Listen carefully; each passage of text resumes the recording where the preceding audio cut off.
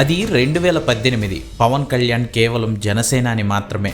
మన్యం ప్రజల కష్టాలను స్వయంగా తెలుసుకోవడం కోసం ఏజెన్సీ ప్రాంతంలో పర్యటించిన పవన్ కళ్యాణ్ డుమ్రిగూడ గ్రామానికి వెళ్లారు. అప్పుడు ఆ పల్లెటూరికి చెందిన ఇద్దరు గిరిజన మహిళలు సుభద్రమ్మ, రాములమ్మ, నువ్వు అధికారంలోకి వస్తే మా ఊరికి రోడ్డు వేస్తావా బాబు, తాగడానికి మంచినీళ్ళు ఇస్తావా అని అడిగారు.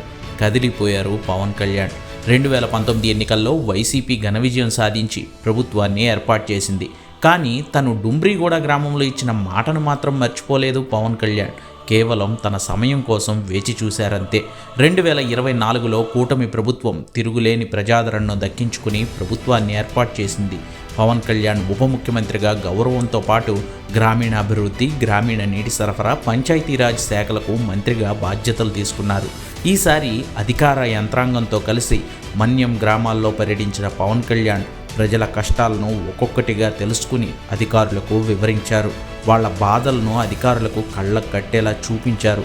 ముందు రోడ్లు, తాగునీటి సౌకర్యాలు కల్పించాలని ఆదేశించారు. అడవి తల్లి బాట పేరుతో 1,005 కోట్ల రూపాయల అభివృద్ధి పనులను ప్రారంభించేందుకు ఈరోజు మళ్లీ డుమ్రిగూడకు వెళ్లారు పవన్ కళ్యాణ్. అప్పుడు తమ సమస్యలు చెప్పుకున్న గిరిజన పెద్ద రాములమ్మ మళ్ళీ ఇప్పుడు వచ్చారు. పవన్ను తమ పెద్ద కొడుకు అంటూ ఆప్యాయంగా పలకరిస్తూనే తమ కష్టాలను తీర్చావంటూ భావోద్వేగానికి లోనయ్యారు రాములమ్మ.